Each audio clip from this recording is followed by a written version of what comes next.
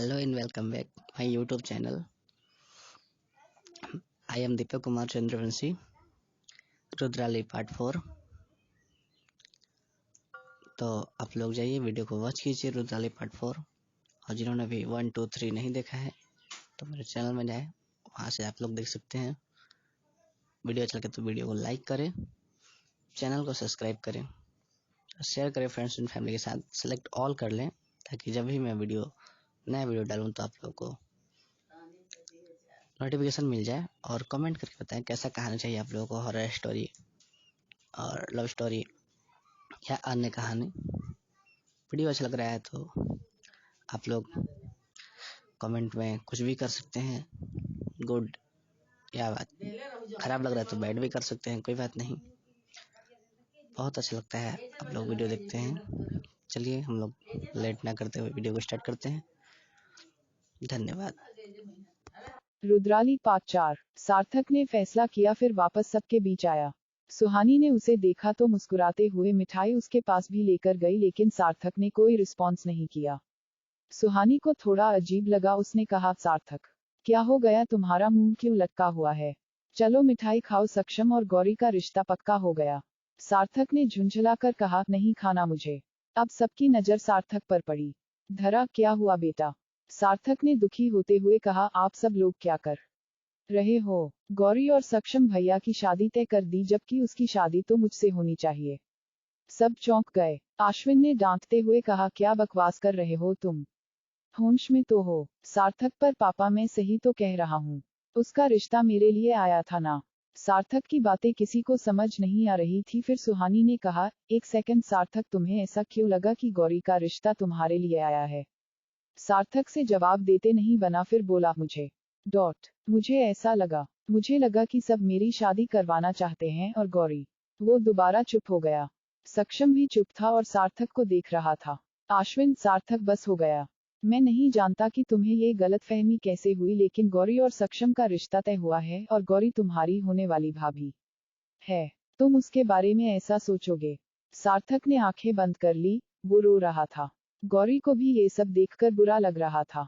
धरा सार्थक के पास आई और समझाते हुए बोली, सार्थक बेटा, तुम्हें गलतफहमी हो रही है। हमने कभी तुम्हारी और गौरी की बात नहीं की। फिर तुमने ऐसा क्यों सोचा? सार्थक, पिछली बार जब रविकांत अंकल घर आए थे तो वापस जाते वक्त उन्होंने मुझसे कहा था कि मैं उनकी बेटी का ख्याल रखूं। अगर गौरी का रिश्ता मेरे साथ तय नहीं हुआ था तो उन्होंने मुझसे ऐसा क्यों कहा? उनकी इस बात से ही मैं ये मानने लगा था। रविकांत कंफ्यूज था और नीचे देख रहा था। आश्विन, तुम्हें मी मित्तल ने ऐसा इसलिए कहा होगा क्योंकि तुम उनके दामाद के छोटे भाई थे। इसी रिश्ते से इन्होंने तुम्हें अपनी बेटी का ख्याल रखने को कहा। सार्थक चुप हो गया और दुख में सर झुका लिया। सुहानी, सार्थक प्लीज समझने की कोशिश कर भाई। सुहानी ने उसे प्यार से समझाते हुए कहा। सार्थक तेज आवाज बोला, ठीक है, मुझे गलतफहमी हुई, लेकिन इस गलतफहमी को आप लोगों ने बढ़ाया। कभी बताया मुझे इस बारे में? प्रश्नवाचक चिन्ह। सार्थक गुस्से से बोल रहा था। सक्षम, सबको तो पता था सार्थक, फिर तुम्हें कैसे नहीं पता चला? सार्थक ने सक्षम को देखा। सक्षम ने चेहरा घुमा लिया, फिर उसकी तरफ मुंह करके बोला, देखो सार्थक, हो सकता है कि जाने अनजाने ये गलतफहमी हो गई हो, लेकिन अब सच पता चल गया है ना, तो तुम बस करो अब। सक्षम ने फिर से मुंह घुमा लिया। सार्थक भाई, मैं गौरी से। सक्षम ने उस पर नजर डाली। सार्थक चुप हो गया, फिर सर झुका लिया। उसने सबकी तरफ देखा और एक नजर गौरी को भी देखा। वो चुप थी और सर झुकाए थी। सार्थक चुपचाप अपने कमरे की ओर बढ़ गया। सभी दुखी हो गए थे और कुछ बोल नहीं पा रहे थे। माहौल पूरा तनाव से भर गया था। रचना और रविकांत अपनी बेटी के पास खड़े थे और धरा और आश्विन को देख रहे थे। रचना ने रविकांत से कहा, अब क्या होगा? क्या ये रिश्ता टूट जाएगा? धरा ने माहौल को समझा और उनसे कहा, ऐसा कुछ नहीं होगा। जो चीजें तय हुई हैं उसी के हिसाब से होंगी। रचना, लेकिन आपका बेटा? धरा, सार्थक की चिंता आप मत कीजिए, मैं उसे समझाऊंगी और वो मान जाएगा। गौरी सर झुकाकर दुखी होते हुए बोली, एम सॉरी आंटी, मेरी वजह से। आश्विन, तुम्हारी वजह से कुछ नहीं हुआ है गौरी, और वैसे भी तुम और सक्षम एक दूसरे को पसंद कर चुके हो, तो मेरा फैसला बदलने का सवाल ही नहीं उठता। धरा, हाँ गौरी, तुम चिंता मत करो। गौरी ने सक्षम की ओर देखा। सक्षम ने उसे देखकर पलकें झपका दी और शांत रहने को कहा। / गौरी अपने घर पर थी और उदासी से आज सुबह जो हुआ उसके बारे में सोच रही थी, तभी उसका फोन बजा। उसने देखा सक्षम का नाम शो हो रहा है। उसने कॉल पिक की। हेलो सक्षम, हाय, अब भी उदास हो? गौरी ने जवाब नहीं दिया। सक्षम, गौरी मैंने तुमसे बस एक बात पूछने के लिए फोन किया है। गौरी, क्या? सक्षम 2 पल रुका फिर बोला, क्या तुमने भी सार्थक को पसंद किया था? गौरी, नहीं सक्षम, मेरा यकीन करो। सार्थक को मैंने सिर्फ तुम्हारे भाई और अपने देवर के रूप में देखा है। मैंने कभी उसके बारे वैसा नहीं सोचा। मुझे नहीं पता कि वो क्यों मेरे बारे में सोचने लगा, मगर मैं सिर्फ तुमसे प्यार करती हूँ। बोलते बोलते गौरी रो पड़ी। सक्षम मुस्कुरा रहा था, उसे गौरी के मुंह से बस यही सुनना था। सक्षम ने कहा, गौरी प्लीज रोना बंद करो। मुझे तुम पर विश्वास है और सुनो, मैं भी तुम्हें चाहने लगा हूँ, इसलिए तुमसे दूर नहीं होना चाहता। गौरी को सुकून महसूस हुआ, फिर उसने कहा, लेकिन सक्षम, सार्थक। सक्षम की मुस्कुराहट कम हो गई और उसने गंभीरता से कहा, सार्थक से गलती हुई है, उसने अपने मन में गलत इमेजिनेशन बना लिए, लेकिन अब उसे समझना होगा। गौरी, ठीक है, पर तुम उसका ख्याल रखना। मुझे उसके लिए बहुत गिल्ट फील हो रहा है। सक्षम, गौरी मैंने कहा ना, तुम्हें खुद को दोष देने की जरूरत नहीं है। और तुम हमारे बारे में सोचो, हमारी आने वाली खूबसूरत जिंदगी के बारे में। बोलते हुए सक्षम की बातों में शरारत आ गई थी। गौरी मुस्कुरा दी, फिर फोन रख दिया। धरा, निर्भय, सुहानी और चहक सार्थक के कमरे में थे। उन्होंने उसे समझाने की और बहलाने की काफी कोशिश की। सार्थक का दिल टूट गया था, लेकिन उसने हार मानते हुए सच को स्वीकार कर लिया। जाते समय निर्भय ने उसका कंधा थपथपा दिया और कहा, इट्स ओके। तुम देखना, तुम्हारी किस्मत में गौरी से बहुत अच्छी और सुंदर लड़की होगी। सार्थक ने धीरे से सर हिलाया। सभी उसके रूम से चले आए। उनके जाने के बाद वो फिर उदास हो गया। / सार्थक सड़कों पर घूम रहा था कि उसके पुराने दोस्तों ने घेर लिया। प्रणयत, सार्थक क्या बात है, उदास लग रहा है? सार्थक, नहीं कुछ नहीं। चिंटू, कुछ नहीं तो मुंह ऐसा क्यों बना रखा है जैसे पुरानी प्रेमिका छोड़कर चली गई हो? चिंटू ने हंसते हुए कहा। बाकी दोस्त भी हंसने लगे, मगर सार्थक खामोश था। आकाश, अंकल ने डांटा, क्या फिर से? यार तू उनकी बात को सीरियसली क्यों लेता है, बाप होते ही हैं जीना हराम करने के लिए। सार्थक ने आकाश को घूरा।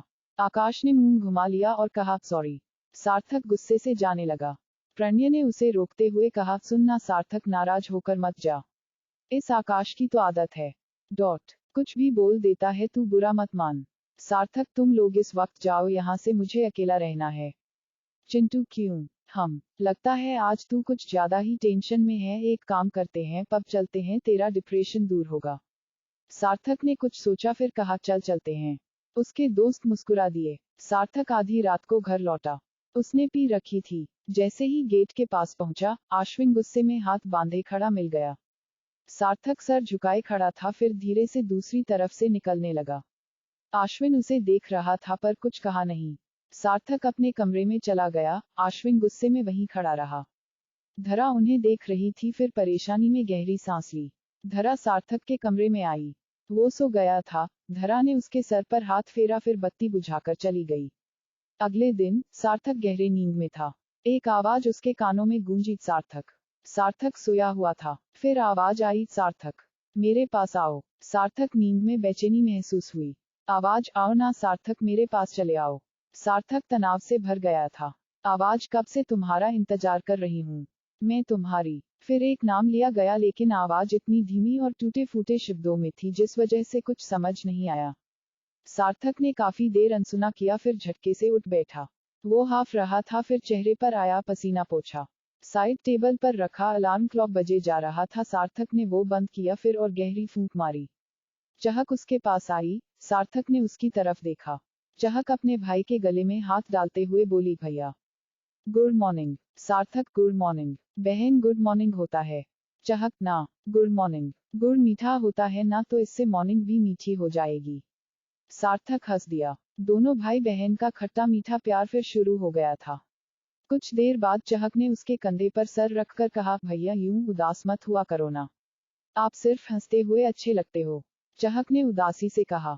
सार्थक मुस्कुराया और उसके गाल खींचते हुए बोला, ओहो, मुझसे इतना प्यार। चहक ने दांत दिखाते हुए सर हिला दिया। सार्थक, अच्छा छुटकी, मैं एक बात पूछूं। चहक, हाँ। सार्थक, सुबह में कोई मुझे जगाने की कोशिश कर रहा था क्या, या मेरे कमरे में कोई आया था? चहक नहीं तो सबसे पहले मैं ही यहाँ आई, मुझसे पहले कोई नहीं आया।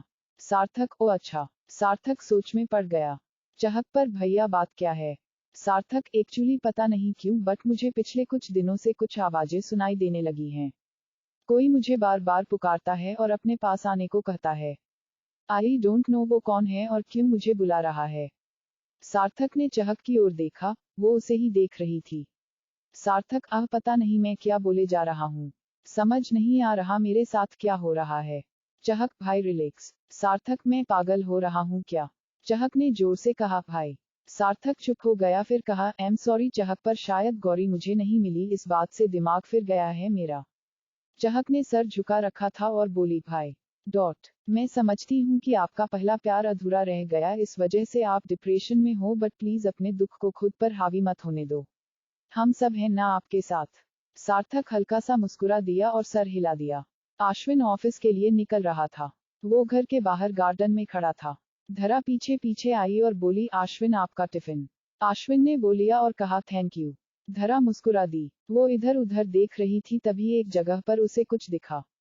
वो हैरानी से उस तरफ बढ़ गई। आश्विन धरा। धरा उस जगह पर आई और नीचे कुछ देखने लगी। वो चौंकी हुई लग थी।